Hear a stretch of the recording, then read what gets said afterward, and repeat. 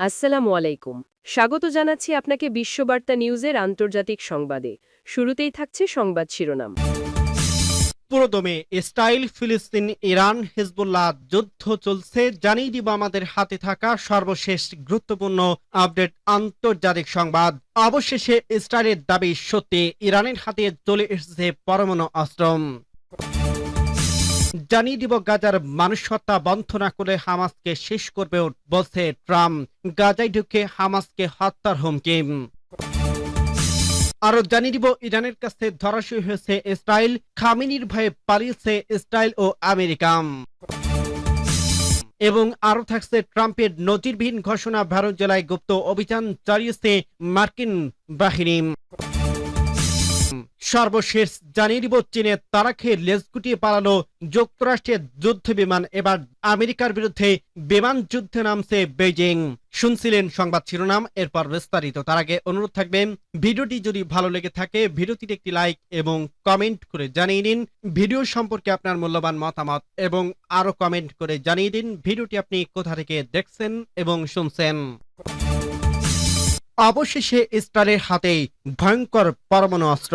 তবে কি নতুন ইতিহাসে ঘটতে যাচ্ছে ইরান পারমাণবিক অস্ত্র বানিয়ে কি পশ্চিমাদের তাক লাগিয়ে দিবে আয়াতুল্লাহ আলী খামেনির দেশে? কারণ জাতিসংঘের পরমাণু সংস্থা আইএ এর সাথে এনপিটির চুক্তি প্রত্যাহারের ঘোষণা দিয়েছে ইরানের পররাষ্ট্রমন্ত্রী আব্বাস আরাকচি। যদিও ইরানের আরেকটি শক্তি সংস্থা মোহাম্মদ ইসলামী বলছে ভিন্ন কথা। এদিকে পশ্চিমাদের জন্য সবচেয়ে সংখ্যায় তৈরি করছে ইসরায়েলের প্রধানমন্ত্রী বেঞ্জামিন নেতানিয়াহু। তার দাবি ইরান তৈরি করছে যুক্তরাষ্ট্রকে ঘায়েল করা শক্তিশালী অস্ত্র যাতে বহন করা যাবে পারমাণবিক বোমার ওয়ারহেড। নেতানিয়াহুর এই দাবি পরে প্রশ্ন ওঠে, ইরান কি তা বানিয়ে ফেলেছে? পারমাণবিক অস্ত্র নিউ ইয়র্ক সহ যুক্তরাষ্ট্রের পূর্ব উপকূলের শহরগুলোতে হামলা চালাতে ইরান তৈরি করছে আন্তঃমহাদেশীয় ব্যালিস্টিক মিসাইল, যার হামলার পরিধি 11,000 কিলোমিটার। সম্প্রতি এমন দাবি করেন ইসরায়েলি আগ্রাসী প্রধানমন্ত্রী বেঞ্জামিন নেতানিয়াহু। তার এই দাবির পরেই নতুন করে চাঞ্চল্যকর তথ্য তৈরি হয়েছে ইরানের পারমাণবিক কার্যক্রমকে ঘিরে। যদিও চলতি বছরের জন্য ইরানের বিরুদ্ধে 12 দিনের যুদ্ধে দেশটির 3টি পারমাণবিক কেন্দ্রকে ধ্বংস করার দাবি করছিল মার্কিন প্রেসিডেন্ট ডোনাল্ড ট্রাম্প, কিন্তু নিজেদের আগ্রাসনের পরে এমন অভিযোগ করছে কেন নেতানিয়াহু? 22 জুন মার্কিন প্রেসিডেন্টের নির্দেশে ইরানের ফেরদো, নাতানজা এবং ইস্পাহানে পারমাণবিক কেন্দ্রে বাংকার ব্লাস্টার বোমা দিয়ে হামলা চালায় যুক্তরাষ্ট্রের বিমান বাহিনী। কিন্তু এই হামলার আগেই পারমাণবিক অস্ত্র তৈরির মূল উপকরণ ইউরেনিয়াম ভিন্ন জায়গায় সরিয়ে ফেলেন তেহরান। অন্যদিকে পশ্চিমা সমরবিদদের ধারণা ইরানের কাছে এমন রকেট রয়েছে যা নেই নিমিষেই আন্তঃমহাদেশীয় ব্যালিস্টিক মিসাইল বা আইসিবিএম তৈরি করতে পারে দেশটি, যার কারণে মূলত সেই সংখ্যার কথা জানান নেতানিয়াহু। এদিকে ইরানের বিরুদ্ধে ইসরায়েলের জুন মাসের হামলার পর জাতিসংঘের পরমাণু সংস্থা আইএ এর ইহুদিবাদী দেশটির বিরুদ্ধে পর্যাপ্ত শাস্তিমূলক ব্যবস্থা গ্রহণ না করায় ক্ষুব্ধ হয়েছে তেহরান। এক পর্যায়ে আইএ এর সাথে করা পারমাণবিক নিরস্ত্রীকরণ চুক্তি বা এনপিটির স্থগিতের সিদ্ধান্ত নেয় ইরান সরকার। এনপিটির চুক্তি প্রত্যাহারের প্রসঙ্গে আব্বাস আরাকচি বলেন, আমরা আইএ এর সঙ্গে পরমাণু সহযোগিতা চুক্তি স্থগিত করছি। জাতিসংঘ যদি এমন কোনো প্রস্তাব দেয় যা ইরানের অধিকার এবং জাতীয় স্বার্থ রক্ষার সহায়ক হয়, আমরা আবার চুক্তিতে ফিরে যাব। সম্প্রতি এক প্রতিবেদনে বিষয়টি নিশ্চিত করছে রাশিয়ার সংবাদ মাধ্যম আরটিম। গাজায় ঢুকে হামাসকে হত্যার হুমকি ট্রাম্পের। গাজা যুদ্ধবিরোধী কার্যকর উপত্যকায় নিয়ন্ত্রণ নিতে অস্ত্র হাতে রাস্তায় নামে ফিলিস্তিনি স্বাধীনতাকামী সংগঠন হামাস। যুদ্ধ পরবর্তী বিধ্বস্ত গাজা হাল ধরে রাখতে অন্যান্য সশস্ত্র গোষ্ঠীকে নির্মূলের পথে নামছে তারা। প্রথমে ডোনাল্ড ট্রাম্প সাধুবাদ জানালেও বৃহস্পতিবার সামাজিক যোগাযোগ মাধ্যম ট্রুথ সোশ্যালে বলেন ভিন্ন কথা। হামাসকে ধ্বংস করার হুমকি দিয়েছেন মার্কিন প্রেসিডেন্ট। সেখানে তিনি বলেন, হামাস উপত্যকায় গাজাবাসীদের হত্যা করবে, এটা স্পষ্টভাবে চুক্তির লঙ্ঘন। তাহলে তাদের নির্মূল করা ছাড়া আর কোনো উপায় থাকবে না। প্রশ্নের পর হোয়াইট হাউসের এক সংবাদ সম্মেলনে এ প্রসঙ্গে কথা বলেন তিনি।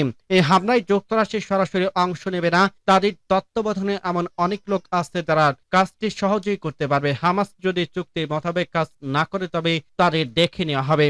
আত্মসমর্পণ ছাড়া আর কোনো পথ নেই, কারণ নাম না বললেও সম্মেলনে ট্রাম্প ইসরায়েলের দিকে ইঙ্গিত করছেন। এদিকে ইসরায়েলি বন্দীদের মরদেহ হস্তান্তরে হামাসের ইসরায়েলের টানাপোড়েন বাড়ছে। সংগঠনটি বলছে মরদেহ উপত্যকায় গোপন টানেলগুলোতে সুরক্ষিত ছিল, যা ইসরায়েলের অনবরত বিমান হামলার কারণে ধ্বংস হয়ে গেছে। ধ্বংসস্তূপের সরাতে তাদের কাছে পর্যাপ্ত সরঞ্জাম নেই বলে জানিয়েছে সংগঠনটি। একই সঙ্গে যুদ্ধবিরতি লঙ্ঘনের পাল্টাপাল্টি অভিযোগ করছে দুই পক্ষ। এদিকে মিশরের রাফার সীমান্তে গাজায় ঢুকছে অসংখ্য ত্রাণবাহী ট্রাক, যা পর্যবেক্ষণ করছে জাতিসংঘের ত্রাণ বিষয়ক আন্ডার সেক্রেটারি টম ফ্রেসার। মাসের পর মাস ট্রাকগুলো ইসরায়েলে আটকে রাখার কারণে গাজায় মানবিক সংকট ভয়াবহ পর্যায়ে পৌঁছে গেছে। ইরানের কাছে ধরাশয়ী হয়েছে ইসরায়েল। খামেনির ভয়ে পালিয়েছে যুক্তরাষ্ট্র এবং ইসরায়েল।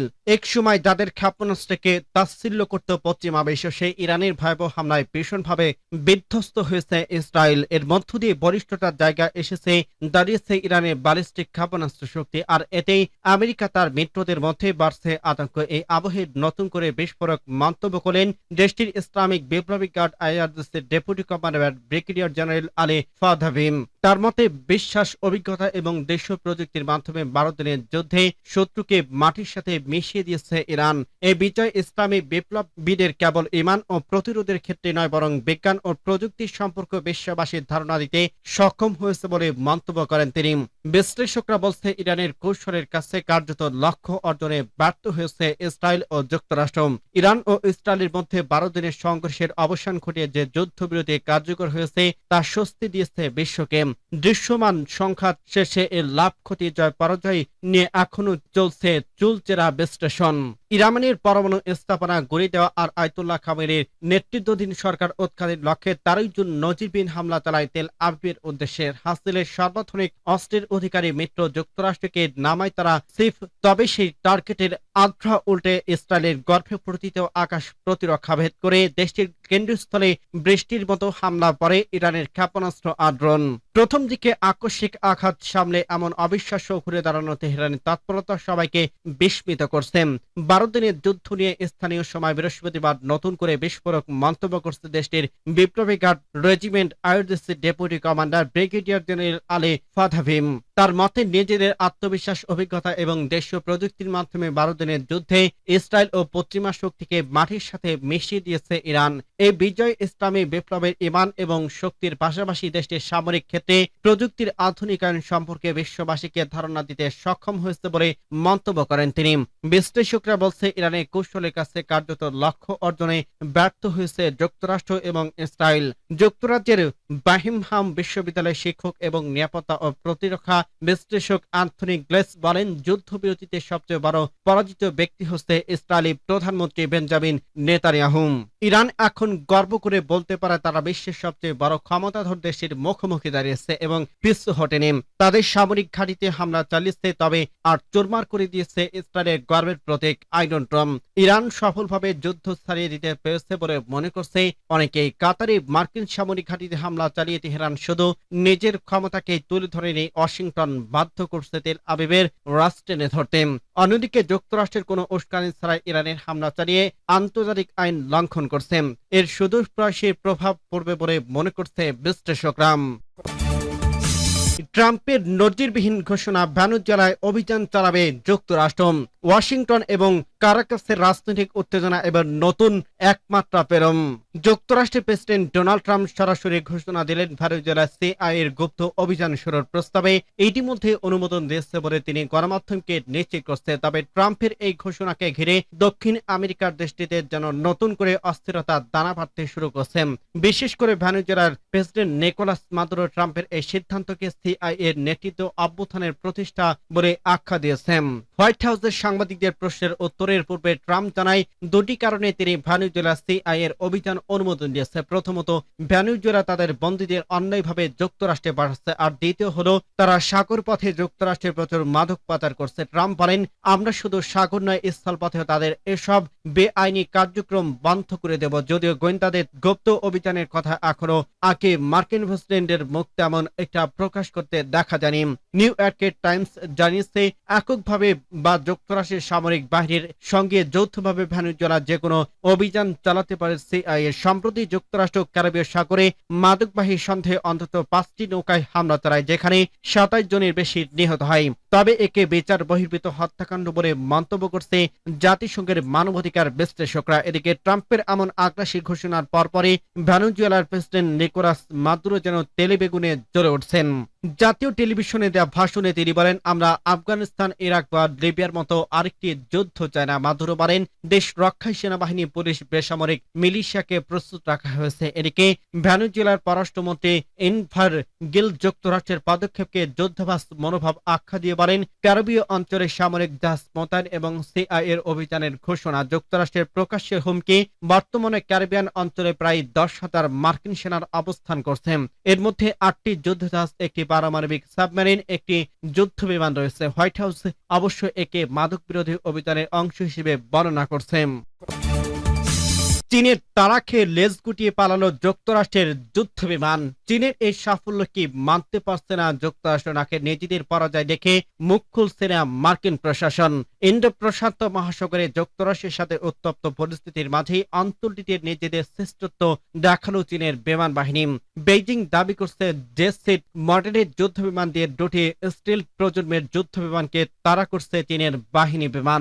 বিশ্লেষকদের ধারণা, স্টিল প্রজন্মের এই যুদ্ধ বিমান দুটির সাথে মার্কিন বিমান বাহিনীর যোগ সাথে রয়েছে বলে চীনের বিরুদ্ধে যুদ্ধ জড়ানোর পায়তারা করছে যুক্তরাষ্ট্র। চলতি বছরের সেপ্টেম্বরে বিশ্বকে চমকে দিয়েছে চীনের অত্যাধুনিক যুদ্ধ বিমান আর হাইপারসনিক ব্যালিস্টিক মিসাইলের প্রদর্শনী দেখে নিজেদের সামরিক শক্তির জানান দেয় প্রেসিডেন্ট শি জিনপিং। তার নেতৃত্বাধীন চীন সেই সাথে রাশিয়া এবং উত্তর কোরিয়ার মতো পারমাণবিক শক্তিধর দেশগুলোকে পাশে নিয়ে যুক্তরাষ্ট্রের সাম্রাজ্যবাদের বিরুদ্ধে করা বার্তা পাঠায় বেইজিং। এবার মার্কিন প্রশাসনকে ঘিরেই চাঞ্চল্যকর তথ্য জানালো চীনের বিমান বাহিনী। চীনের আকাশ সীমায় ঢুকে পড়ছিল ভিন্ন দেশের দুইটি স্টিল প্রজন্মের যুদ্ধ বিমান, যাদেরকে মুখোমুখি করা বেইজিং। চীনের পিপলস লিবারেশন আর্মির বিমান বাহিনীর জে-6 মডেলের যুদ্ধ বিমান দিয়ে স্টিল বিমানের গুলোকে তারা করছে বেইজিং। চীনের রাষ্ট্রীয় সংবাদ মাধ্যমগুলো দাবি করছে মার্কিন পঞ্চম প্রজন্মের যুদ্ধ বিমানকে চ্যালেঞ্জ জানিয়েছে পিপলস লিবারেশন আর্মি। সম্প্রতি এক প্রতিবেদনে বিষয়টি নিশ্চিত করছে চীনের সংবাদ মাধ্যম গ্লোবাল টাইমস। পঞ্চম প্রজন্মের এই যুদ্ধ বিমান দুটিকে মাত্র 15 মিটার দূর থেকে তাড়া করছিল চীনের বিমান বাহিনী। গত বছর উপকূলীয় অঞ্চলে একটি প্রশিক্ষণ মিশনের সময় এই ঘটনা ঘটে বলে জানিয়েছে চীনের পিপলস লিবারেশন আর্মির পশ্চিমা থিয়েটার কমান্ডার পাইলট লি চাচাও। এ প্রসঙ্গে তিনি বলেন, স্টিল যুদ্ধ বিমান দুটি এটি আমি প্রথমে লক আউট করে বিদেশি ওই যুদ্ধ বিমানগুলোকে মূলত আমাদের উস্কানি দিয়েছিল।